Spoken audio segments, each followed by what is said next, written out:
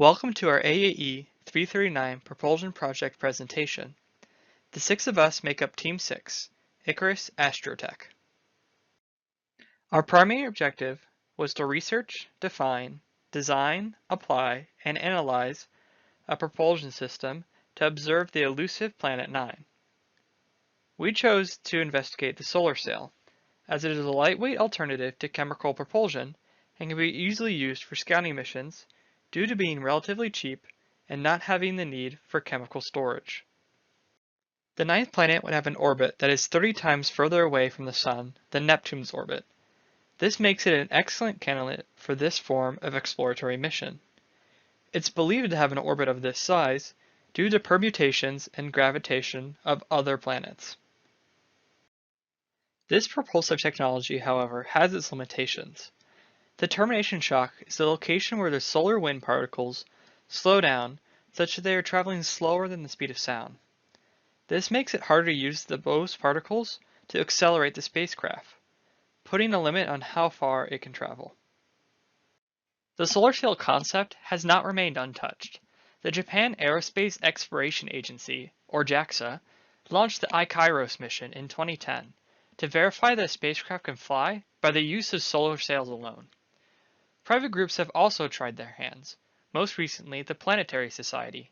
With the light sail demonstration, they controlled the solar sail in 2019 and is still in orbit as of the recording of this video. Not to be outdone, NASA has also explored this technology. With the planned launch of 2025, the solar cruiser plans to head out to L1 to observe the effects of solar pressure. The primary force on a solar sail are specular and diffusive reflections. There's also small parts due to thermal radiation emissions and other forces that act on the sail. All of these are summed up and then used to determine the current forces acting on the sail. Before making our calculations, it's important to outline the assumptions that we're making. We're assuming that we're beginning at Earth's orbit. This takes out the unnecessary calculations, getting from the Earth's surface to Leo. We also constrain the movement of the solar sail to planar, and also neglect the gravitational influences of other planets. This makes it so we don't have to consider multi-body problems, and for the use of our calculations, this is pretty necessary. We also assume that it's a Lambertian surface, meaning that there are perfect reflections, or you can consider this a clean mirror. Finally, we assumed that we would have a payload mass of 8 kilograms for sensing purposes, and with an area of mass ratio to 12.25, that brings our total mass to 273 kilograms.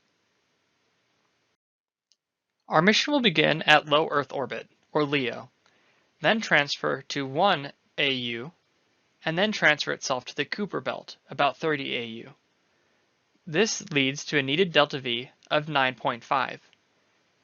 Solving for the thrust of the vehicle, and therefore acceleration, shows that it's inversely proportional to the distance from the Sun, and this is as expected.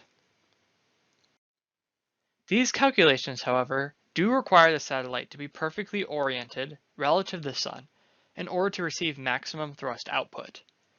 This animation demonstrates the required orientation throughout the flight to maintain proper orientation relative to the Sun. It's calculated using a quaternion de Euler transformation, which we recently learned about in our 340 AAE class. In conclusion, many simplifications and assumptions were needed to streamline our calculations throughout the duration of the project. We also solely focused on the propulsive system itself, and did not consider a way to get our solar sail into LEO, and how to stage and deploy the solar sails. These assumptions would pose problems if it was going to be utilized for higher constraints and criteria, which might limit the scope and feasibility of the solar sail. Even with this naive approach, we believe our calculations meet the criteria for this project. That was our solar sail. Thanks for watching.